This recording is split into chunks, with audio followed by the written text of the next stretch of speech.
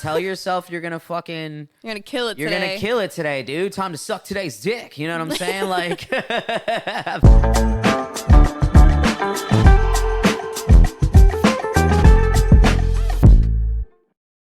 What up, everybody? You are back in tune with another episode of In the Fields podcast. It is your host, Johnny, with my lovely wife, Lisa. And yeah, man, here we are with a kind of a special episode, the introduction of our Couch Chronicles. This is really just us being too lazy to turn our entire living room into the podcast set that you guys are so accustomed to seeing.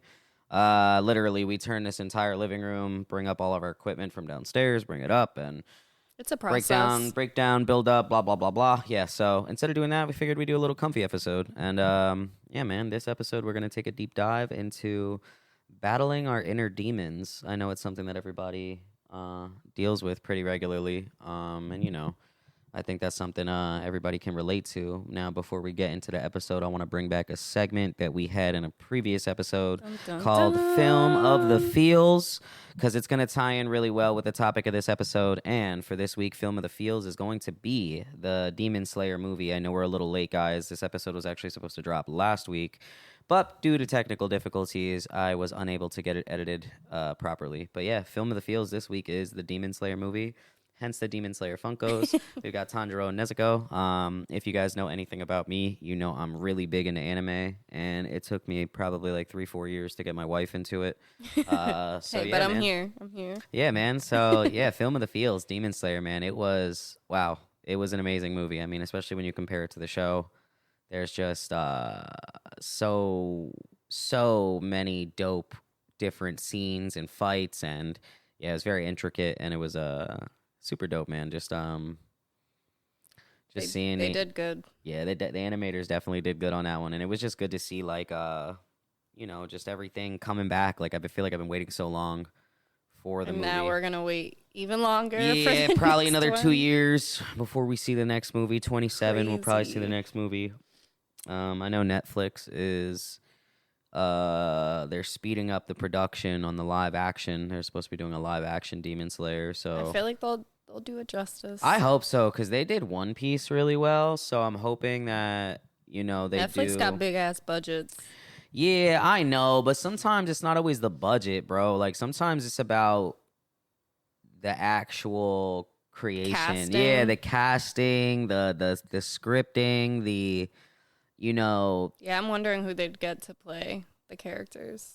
Yeah, I mean, I'd be interested to see who they think would. I don't know. I saw something on Facebook where they were like, Tanjiro could be played by Tom Holland, and I was wow. like, wow, low key, he really could though, and not to mention he already has all this Spider-Man athleticism. I could totally so like see you kind of need that, but yeah, I don't know, man. That would be good. Yeah, I could see a bunch of different characters, but I just hope that they do it justice, because again, the movie was amazing, and show, it's just the first. All of it. It's the first of the. Wasn't this the first anime that I really watched with you that yes. I like got into? Yeah, this was the one that kind of reeled you in. You were watching. It's so good. Yeah, I remember watching it, and you just would be awake with me watching it every night, and then eventually you just kind of were like picking up. You're like, oh shit, new episode of Demon Slayer. I bet let's watch it. So, yeah, it became dope. Yeah, man, shout out to the animators. Shout out to the director. You guys did your big one on Demon Slayer, so we just want to give you guys your credit, your flowers. And, again, it was just an amazing movie, and I think it just ties in really well with the topic of fighting your inner demons. Yeah. And, yeah, man, it was, 10 out of 10 for me if I had to give it a rating. What about you? What do you think? I would definitely 10 out of 10 just because of watching the show up until this point and like the cliffhanger that we were left on when the show ended, and then just waiting for this, like it built up that like intensity of like, oh shit, it's about to happen. Mm-hmm. And then like just them battling all these, like, I guess they're like the upper rank demons, right, that they were battling. Yep, the upper rank. And it was just so intense, like spoiler alert, but that girl who got like absorbed, I'm like, what the fuck, no. Yeah. And then like, you know, yeah, she was like the bug Hashira or like the poison yeah, Hashira. like, I don't know what she is. And she like gave it her all because like dude killed her sister, and she's like, I'm gonna come back for vengeance, and she was so confident, and I was just so sad that like dude was like, nah, like you're done for. Yeah, and the way that it's so weird because he's like always in such a good mood. Like he's always so happy about it. And he's like, aw, you tried really hard on that poison. I know. He's so happy. Like, I don't know. It's just like, it's crazy that he's a demon, but yet he's still like Just bubbly. oddly empathetic. Like, it's just like ironically empathetic because he's just so like, oh, now I'm gonna have to kill you. Damn.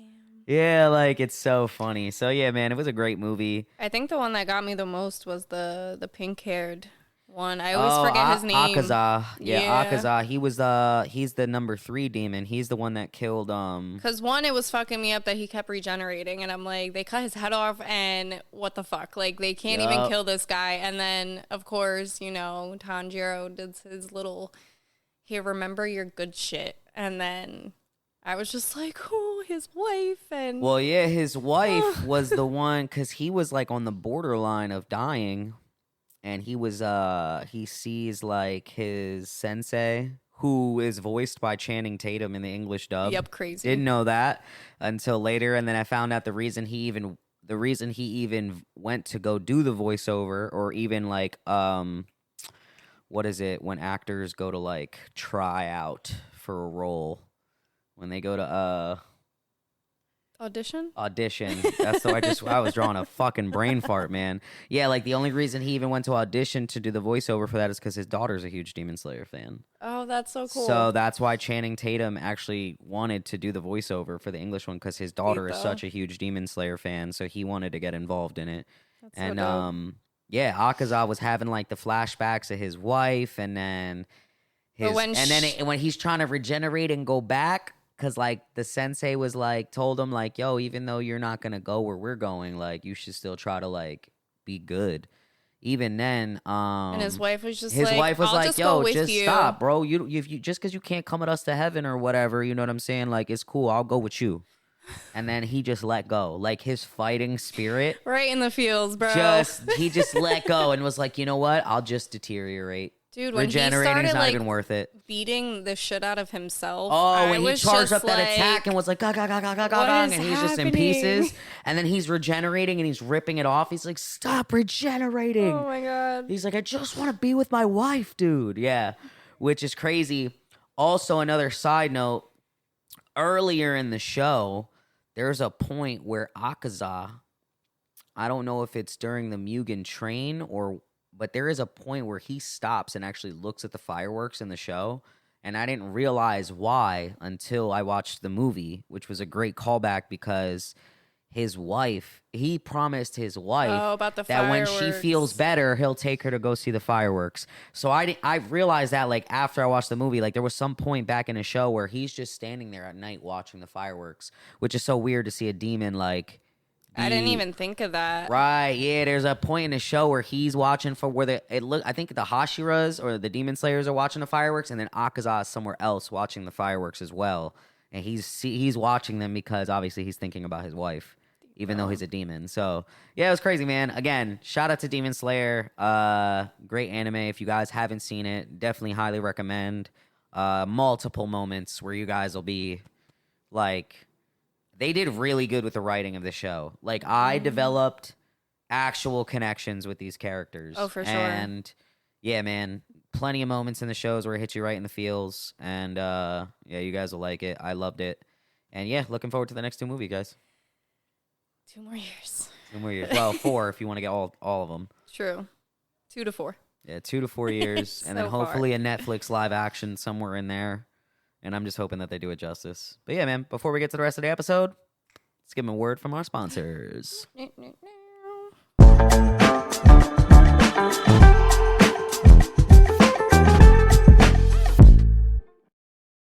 Introducing Ooh La Lade, the best lemonade not only in the 610, not only in the Lehigh Valley, but the entire galaxy. Again, guys, Ooh La Lade, made with love, fresh squeeze, so all nummy. natural ingredients. Yum, yum, yum, yum, yum. Yeah, if you guys haven't tried it yet, make sure you guys go try. We're multiple episodes in where we have given them their flowers. So if you guys haven't been in tune and you guys haven't tried them out yet, then you guys are the ones that are missing out because we are always in tune with @UlaLade. If you guys don't know where to get yours, make sure you guys go follow them on So Instagram refreshing. @Ula_Lade. Again, that's Ula_Lade. And put your orders in today. Tell them Johnny and Lisa sent you. And yeah, man, other than that, back to the episode.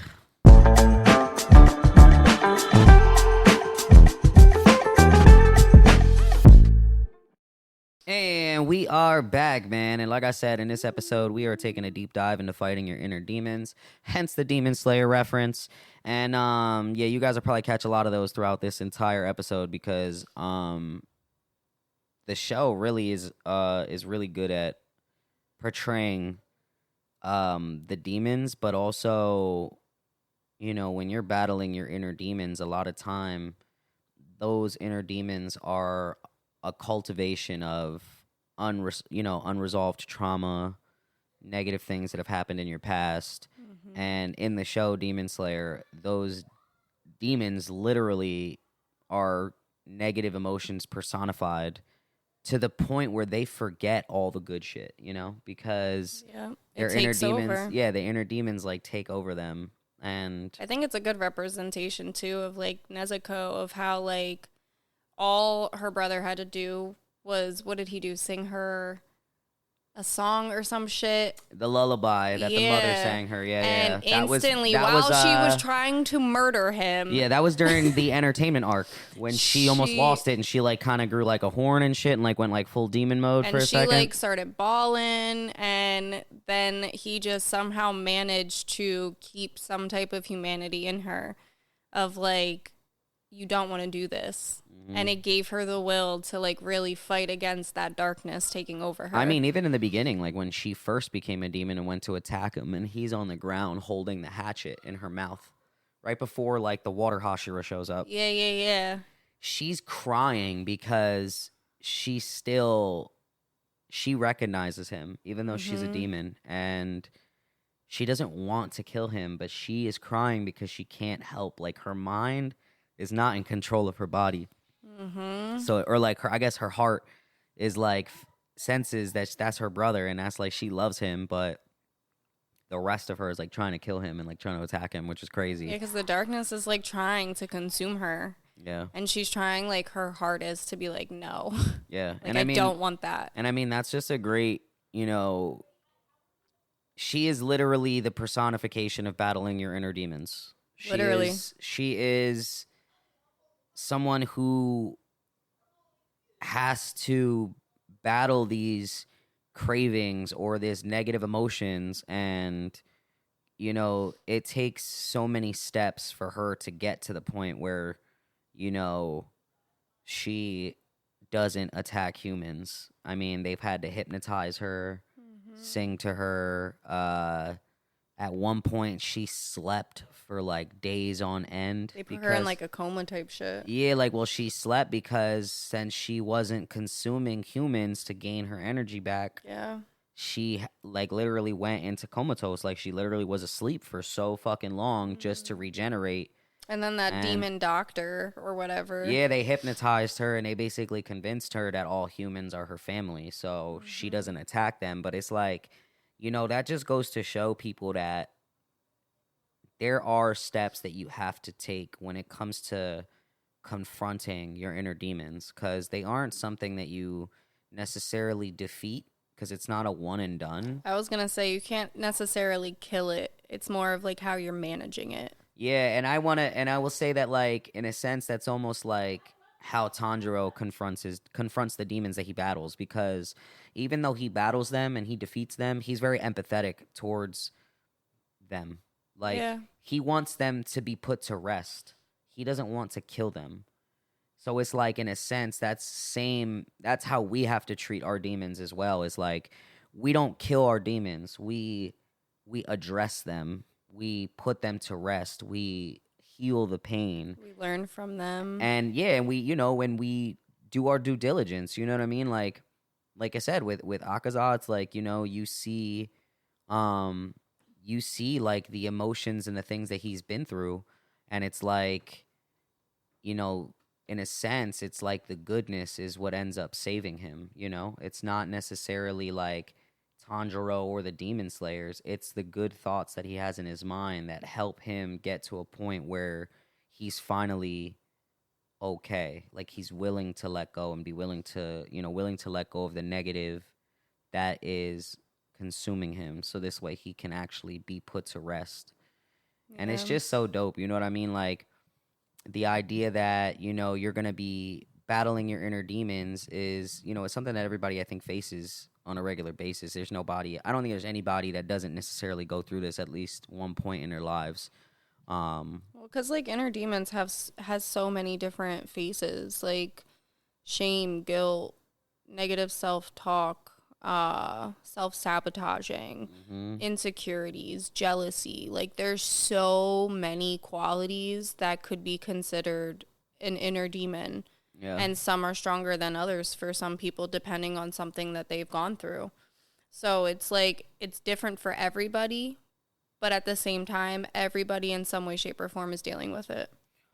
Yeah, man. It even reminds me of there was that one demon who kept splitting into other demons every time they would kill him. Remember, he was like he was the dude that he's the dude with the drums that controls the wood snakes or whatever when the love Hashira shows up. But at one point, he was like 4 different people. Like he was like anger. I think he was all different negative emotions. Like if I'm not mistaken, and this is why I can't wait till we get a third person behind the camera because they can Google this and look this up for me. But one of these days, man. At one point, like I'm almost certain that he was a representation of all the different negative emotions. Like I'm pretty sure it was like sadness, anger, hatred, like shit like that. And it's just crazy to like piggyback off of what you said, like how these inner demons, they do have so many different faces and they appear differently for everybody, which means that the work that you have to put in order to address them is also different for everybody too. So the only thing I can recommend to people is, don't let the demons go unresolved or unconfronted. Like you can't ignore it. You can't ignore it. You have to learn to live with it.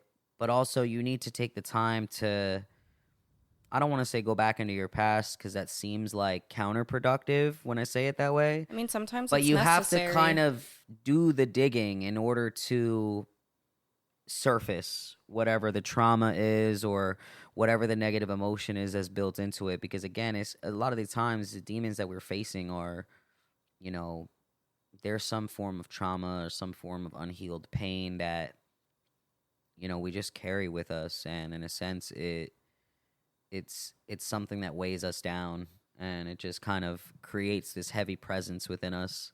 Yeah, and sometimes even if it's hard to like face like your trauma and stuff like that, depending on like how severe or bad it was, you could start off slow too. Like you could just start trying to create healthy habits for yourself and hold yourself accountable to them and stay consistent with them, flood yourself with positivity, change your algorithm on your social medias, like the things that you're viewing every day.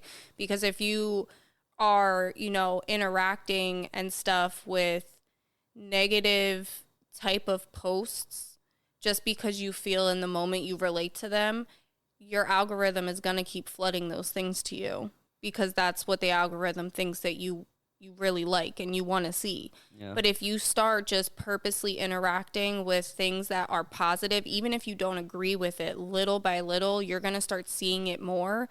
And before you even realize it, you stop feeling so negative because you're surrounding yourself with so much positivity. It's hard to feel negative. Yeah, and that's the training that goes into it, because again, it's a skill. It's something that is built up, like you said, you know what I mean, is building up those healthy habits or, putting in the training and the time to build up your resilience, your ability to persevere and really address those inner demons because again they're a part of you.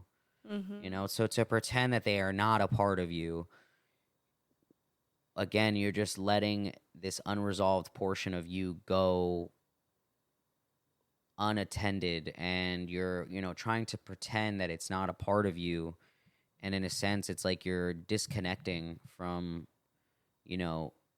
even the negative portion of yourself, like, it's still you, you know? So to like try to disconnect from it or to try to like not take ownership of it is almost in a sense like doing yourself a disservice.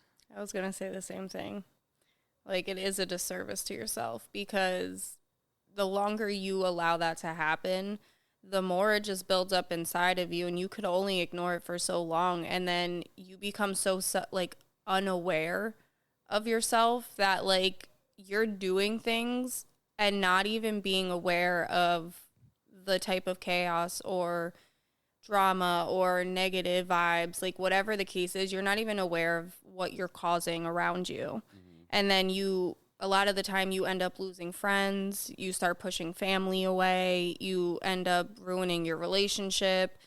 And then you're just sitting there like, well, why is this happening? And it's like, well, you gotta like really look at yourself and what it is that's bothering you, that's causing you to do X, Y, and Z. Yeah. Yeah, you can't. And again, I think it just kind of, as much as I keep bringing up Demon Slayer, it's very much like Muzan in a sense, where like he's full blown demon, and it's like instead of him not wanting to be a demon, he's like, nah, I'm trying to figure out how to survive like a piece of shit.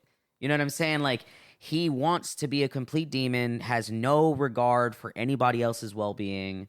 And again, it's like he's like the ultimate narcissist in a sense. Like narcissist. So he's like the ultimate narcissist, bro, because in a sense it's like he sees no wrong with what he does.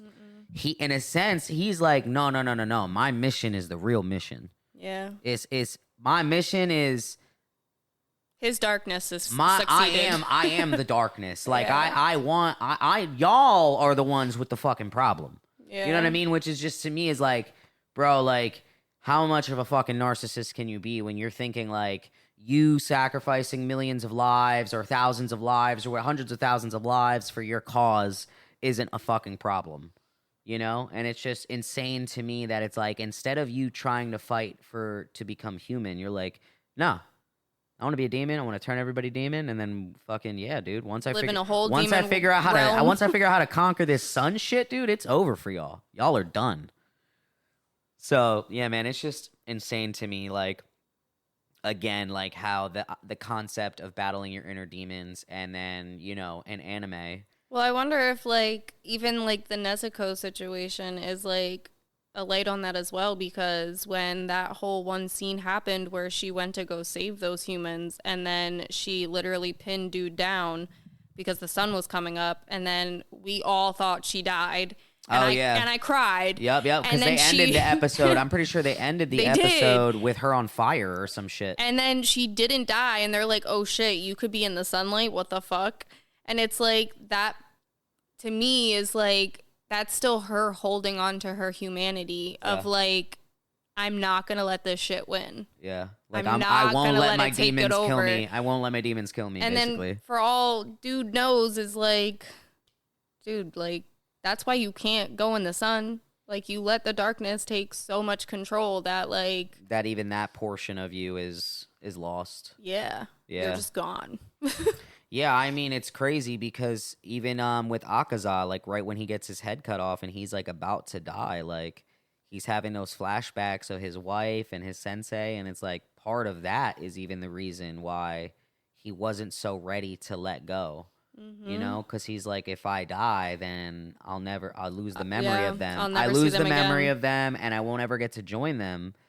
And then it wasn't until his wife decided, like, bro, I'll go with you, that he was like, I bet, then I'll let go. Yeah, which is crazy. You know what I mean? Like, I couldn't imagine, my spirit seeing, like, your spirit and knowing you're going to go to hell and then being like, it's okay, bro, I'll go to hell with you. Like, that's, I don't know. As long as we're together, I don't care. Everywhere's heaven when I'm with you. Right? Shit was crazy, bro. So yeah, again, when it comes to battling your inner demons, guys, it's something that it comes down to the work. It's like, the work, have to want the training, You have to want the change enough to really seek out the help that you need, the work that you need to do. Like, for me, one of my biggest inner demons was self-doubt and insecurities. Yeah. And it wasn't until I started really listening to Mel Robbins, and I'll shout her out every time because she's made such an impact in my life and such a difference, because I didn't realize how much of a normal fucking person she was, because I met her as this crazy famous podcaster and all this stuff. But then when I started reading her book and learning that, like, she was very much like me, procrastinated, just didn't care as much, felt very stuck in a rut and like going through loops. And she like invented her own strategies that now a lot of people do to help them out of their shit, like the 5 4 3 2 1 rule, or high-fiving yourself in the mirror. Like, it's like dumb little things that you don't think are going to make an impact until they do. Yeah, my favorite one of hers is the not saying I have anxiety. Yeah. I love that. Yeah, because for me, because you're taking ownership of it and you're making it like a part of you, when in all reality, anxiousness or anxiety, everybody feels it. It's a feeling. It's not like, to me, it is not like, and again, you know, you guys are more than welcome to correct me in the fucking comments if you guys want to, but I don't think anxiety is a diagnosis. To me, it's something everybody has. It's a matter of, okay, but what triggers your anxiety? Because anxiety is usually tied to some sort of fear. It's your body's response to something. Yeah, it's like a fight or flight response. And again, it's usually tied to some sort of fear of some sort of unknown or, you know, things of that nature. So again, it's like, you know, if we all experience it in our own ways. Yeah, they tie in a lot with phobias, because like I have like. Yeah, and phobias are fears. That's what it is. A fucking fear of this or a fear of that, you know? Yeah, like you saw me like with heights when we went up to that fucking thing. Like I couldn't even walk to the window. I had to crawl on my hands and knees just to get to the edge so I could look out, because I wanted to see it so bad, but I was so terrified.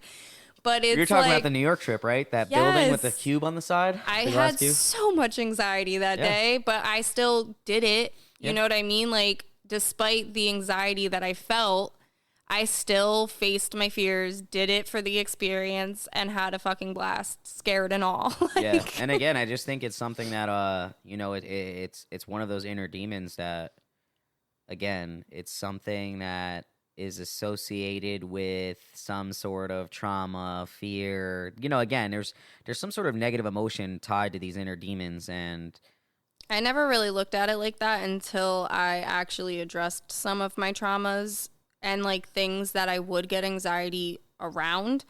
And then when facing those things, now when I'm faced with similar situations, I don't feel that same anxiety anymore. Well, yeah, because I think of it like this. Like I'm more at peace now with those things, that I guess it doesn't trigger that in me anymore. Because I was big on like, I have anxiety. Like I'm very anxious. Like it was just something that like I considered a part of me. Yeah. Until like I really started deep diving into this stuff and really researching and learning everything that I could. Yeah, like, and it's okay to feel anxious. Everybody does. I've never met one person who has never felt anxious or nervous or something. You know what I mean? Like, dude, like people feel anxiety singing karaoke, bro. Like some people just have stage fright. That to me is a form of anxiety. You're anxious about getting on stage. You know what I mean? And sometimes anxious isn't always negative. Like, there's times I have a surprise that I want to give you. Oh my God, I was so anxious for your surprise. Exactly. Like, again, and that's the one thing I took from Mel Robbins is like, yo, like, don't just claim it, but also, like, for me, what I added on top of that was, bro, anxiety is not always negative.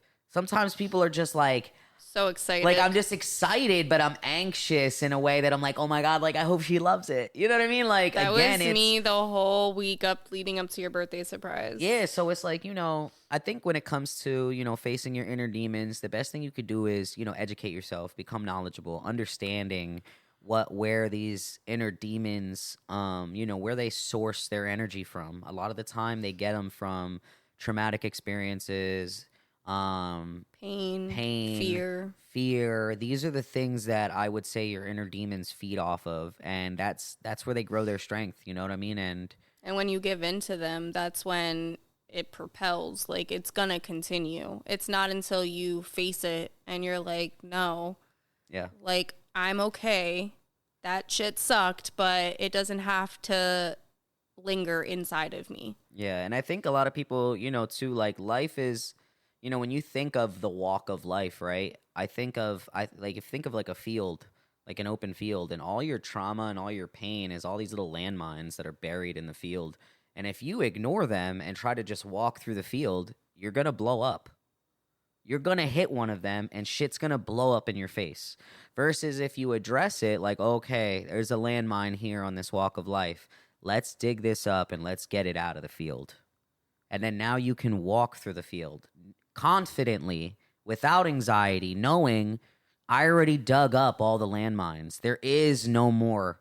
There is no more walking through this field of life and me being worried that I'm going to step on a trigger or I'm going to step on trauma or I'm going to step on pain and it's going to blow up in my fucking face, I will say, though, that there are some instances, depending on what happened trauma-wise, that, like, the brain is a crazy thing. Like, your brain has ways of blacking out memories to protect you. Yeah, it does it as a defense mechanism. And there's times where you come across something that completely sets you off and you have no idea why. Yep. But then that's your responsibility of, like, okay, like what happened that is, like, causing this for me? Like, I really need to, like, dig deep and, like, try to figure this out because how I'm feeling is not okay. Yeah.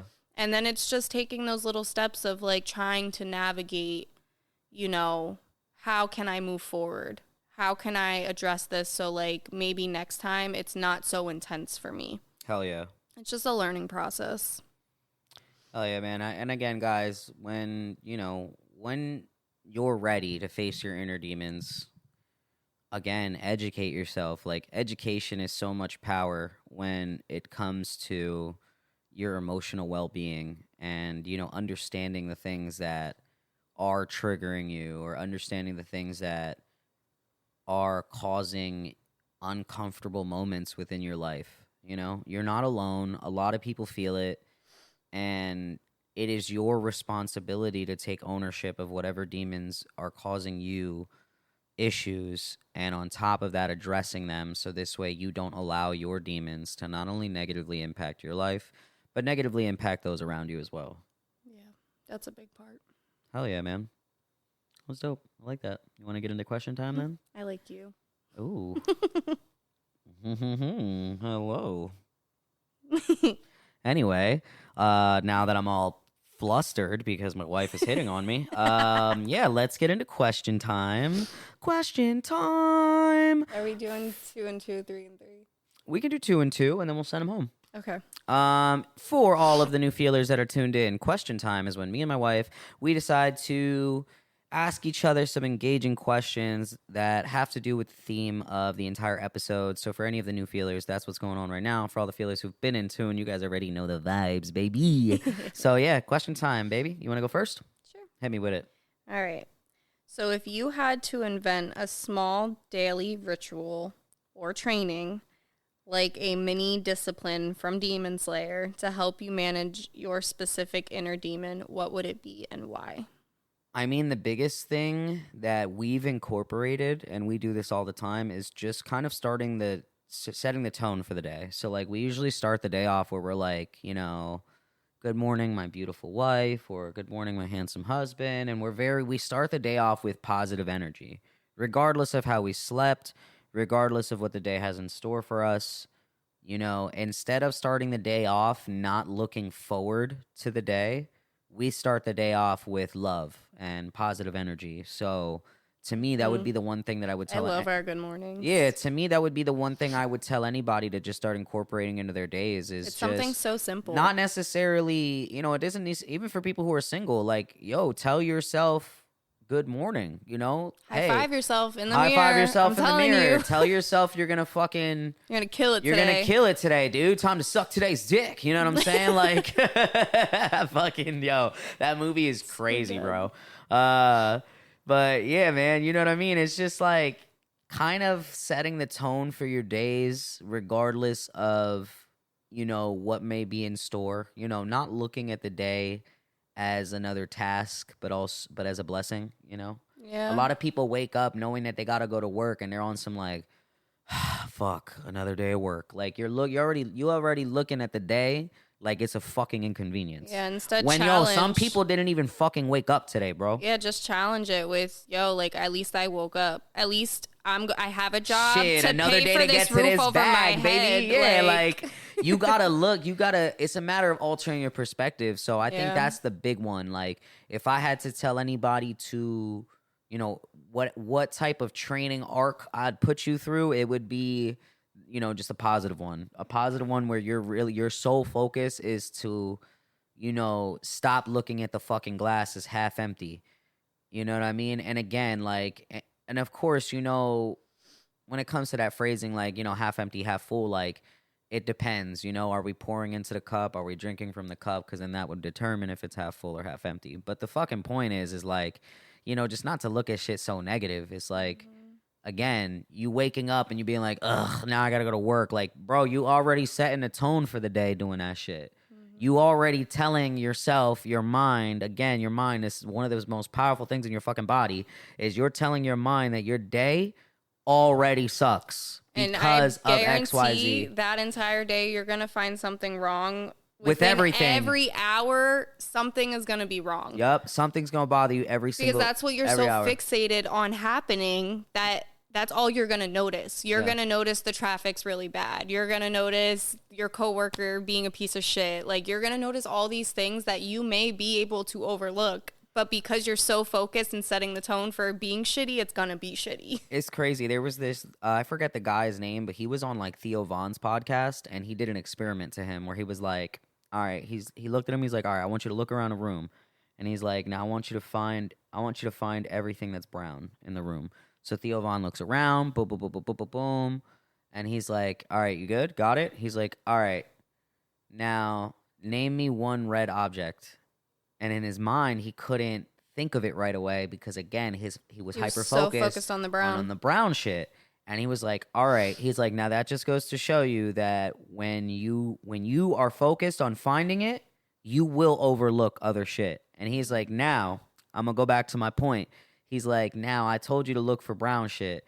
And he's like, now I bet you probably added that bag over there, even though that bag is tan. You probably added Thor, even though Thor is more like a light brown. Like he did that to say that, see, when you're focused on something, that even shit that doesn't necessarily fit in the box, you'll make it fit. That's not brown, that's tan, but I bet you added a bunch of tan shit just so you could be more correct.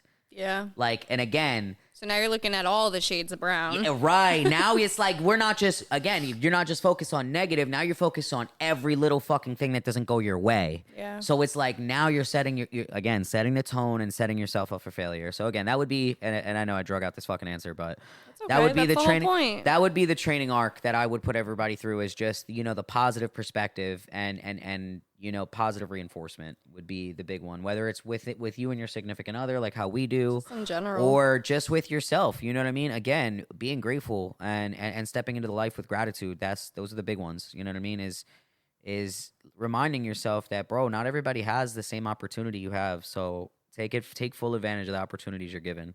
Yeah, I just posted the other day, if you could overthink the bad, you can also overthink the good. Yeah. I used to say it to you all the time, where you'd be like, well, what if everything goes wrong? And I'm like, but what if it goes right? Like, we could sit here and what if, but we have to, what you do to, it's math, baby. What you do to one side, you have to do to the other. I don't even like living in what ifs anymore. Well, yeah, now I'm just like, whatever living happens, in the unknown. Living in the unknown is fucking scary. Period. Because again, it's the idea of the unknown correlates to, when it comes to the unknown, you also would have to admit that you don't have control of that, and when you don't have control of that, that's spiral. That's a very anxiety-driven thought, which is like, I don't have control. Well, that, and just the fact that when you're so focused on the unknown, your brain has a way of creating these scenarios of all these things that could happen, and now you're like so on edge. Or you're just talking yourself out of shit because you're like, no, I already imagined it, bro. I did the Doctor Strange thing where I went over 1 million fucking scenarios from fucking. That's Remember so that? Raven, and I totally saw what's about to happen. Yeah, fucking Doctor Strange, fucking sitting there like looking through every different scenario. Like there's only one scenario that's gonna work. Yeah, I don't like living in what ifs anymore. Now I'm more of a whatever happens, happens. But I'm also, if something bad does happen, that was a moment within my 24 hours. It didn't ruin my entire day Facts. type of person. So. Nice, man. Yeah, I like that answer. Or I like that question. And again, I'd keep the answer simple. Positive reinforcement, gratitude. Those would be the trainings that I would recommend to anybody, and educate yourself. You know what I mean, within those, so this way you can strengthen those other ones. Yeah. So yeah, man. Oh yeah, I like that. That was good. Thank you. All right, I have my question here for you, which is Nezuko's battle is literally with the demon inside of her. Now, do you think we all have a version of that going on? Yeah, I mean, we talked about it a little bit on this episode. Like we said, we all have gone through something, you know, like none of our parents were perfect. Like our generation, especially, like we know just by learning from doing that, like we don't even have all the answers. Like we're still trying to figure it out ourselves. You know what I mean? Like our parents teach us up until adulthood for the most part. And then we're just like, okay, well, here you go. And it's like the adult world is so different than being a child, and you have to learn all these things. So like a lot of the time I say, you know, give your parents some type of credit because they did the best that they had with the resources they had. Yeah, like they didn't, I don't remember much of my friends or like my parents having big villages or people they could rely on or count on. You know what I mean? Like I was left at home a lot as a kid, but I figured it out. Now it's just like I didn't leave Maya home alone until she was like how old? You know what I mean? Because I was just like, nope, I'm not doing that. Like I had so much anxiety because of what I felt as a kid being in that situation. So it's just like we all go through things, and it all, like all of these things affect us differently. Like what me and you could have went through the same thing, and what might have been a trauma for me didn't even bother you. You know what I mean? But something you feel is a trauma might have never bothered me. So it's like just having that grace and understanding for people, like of just never knowing what somebody's going through, but trying to like do what we're doing here and just be that positive outlook and like pushing people to want to do better and see more within themselves and know that, you know, your demons don't define you. You are in control. And you do have the power to overthrow them and take control over your life and your situation. But you have to want it enough. You have to believe in yourself enough. Just like Nezuko, of like, she's holding on for dear life of her humanity because she doesn't want to let that win. And she's like, no matter what I have to go through, no matter what it takes, I'm not going to let this thing take control. So that would be my answer. Oh yeah, man. I like that. Thank you. I think that was good. What you got for me? All right, last one, right? Yes, sir. All right, so we talked about how demons are born from pain. Mm-hmm. If you could go back and give advice to the younger version of yourself who was first developing your demon, what is one of the most important things that you would tell him? You have all the power. And I know it may not feel like that in the moment because of the lack of resources and maybe the lack of education you have. Because again, the person I am today is the person I needed to hear from when I was a kid. Yep. But again, I have done the research. I've done the due diligence to become educated. And even till this day, I'm still, you know, sharpening the craft of becoming someone who is in tune with himself, you know?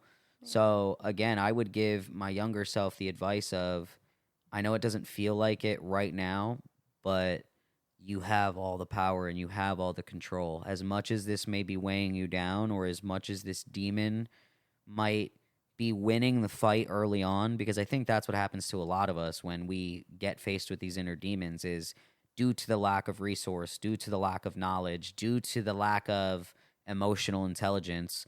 You know, a lot of the times those early battles feel like we're losing, you know? Yeah. A lot of those battles feel like depression and, Especially as an adolescent. dude, well, yeah, because, well, you're just an emotional creature entirely. A lot of it's happening, hormones, things of that nature. Like, Yeah. again, And everything feels like it's happening to you.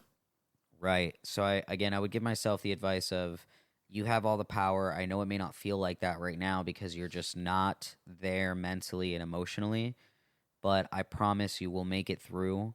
Continue to make good choices even when it's hard, because when you don't make good choices when it's hard, that's you letting your demons win. And it could put you in a more messed up situation. Yeah, because again, demons, especially your inner demons or even the demons in Demon Slayer, they thrive off of negativity, they thrive off of pain, they thrive off of your inability to face them. Yeah. So the weaker you are, the more your demon will take advantage of that, and it will make itself appear in ways that incapacitate you and cause you to think not so coherently. Like, there's times where my inner demon has talked me out of going to work, or there's time my inner demon has talked me out of taking care of responsibilities that I know I'm supposed to take care of. And Yep. again, those demons, they come in many different ways. Like for me, like I know when I'm not feeling my best, my biggest thing is having to push through or having to persevere, like having to drag myself to the gym or having to push myself to go to work. Like Yeah. all of those things are ways that that I combat or I battle my demons. And again, that's what I would tell my younger self is just continue to make good choices even when it's hard. I like You that. know? Oh, yeah, man. I like that question. It was good. All right, I got one more for you, baby, and then we're going to send them home. All right, this one's right up your alley. Okay. So, Tanjiro shows compassion to demons, even as he fights them, and even after he kills them, he still shows compassion to them and wants to put them to rest. Now, how do you think compassion plays a role in facing your own inner struggles and inner demons? Well, the biggest thing that I've learned, and I preach it all the time, is giving yourself grace. You have to be patient with yourself. You have to show compassion and empathy and give yourself grace. Like, you have to understand that just because you made a bad choice, like, really think of your intentions behind it. Like, a lot of the time, you don't mean to do what you did, you don't mean to say what you did. A lot of the time, it's something inside of you that is just waiting to get out. And then the second you stumble across a situation where that trigger gets hit, all hell breaks loose, literally. And it's like, okay, let me dial it back. Let me be more self aware. That wasn't okay. Holding yourself accountable, being patient with yourself, like, okay, I didn't mean for that to happen. I'm aware of what I did. Now I need to figure out why I did it, address why I did it, and learn from it and move forward. Let's not hold on to it or make excuses or try to, like, oh, well, it is what it is. My bad. Like, no, you really have to be understanding with yourself and give yourself that empathy of, like, I know I didn't mean that. I don't have to be like that. I can grow from this. And then it's the same thing with, like, other people as well. Like, not even with just yourself. Like, having that grace for other people, that patience for other people, understanding of other people's situations, and just not harboring so much hate or anger. You know what I mean? Like, it's okay to give people, another chance every once in a while. Like, granted, some people are just so far gone, and that shit breaks my heart. But it's like, you can tell when somebody is so far gone, because after numerous chances, it's like, you don't want to change. You don't want to do the work. You don't want to see the problems. You're just comfortable living the way that you are. And for you, that's fine. But it couldn't be me. I hope, it gets better for you. I'm going to hold that empathy for you. I'm going to still wish the best for you. But knowing when to, separate yourself, distance yourself, and giving yourself that, empathy as well. Like, I know it hurts. I know you love that person, but sometimes you're better off without them. Yeah. So I think it plays a part in multiple different aspects. but that would be the biggest thing for me. I like that. I knew that was right up your alley. That's why I kept that one. All right, guys. Well, let's send them home, baby. For all the new feelers that are tuned in, we usually leave you guys with a question that kind of ties in to the overall topic and the overall vibes of the episode. So if you guys are watching this on YouTube or on the socials, make sure you guys drop it in the comments below, because you never know when the why in your story is silent and becomes our story. So the question that we want to leave you guys with is, what moment in your life felt like your own training arc? Like you were leveling up against your struggles. Again, drop it in the comments below. Yeah, you guys already know. I'm tying it in with the Demon Slayer. So you guys already know. Drop it in the comments below, man. Until next time, man. Keep feeling. Keep sharing. And keep it real within the feels, baby. Woo! Oh, like anime.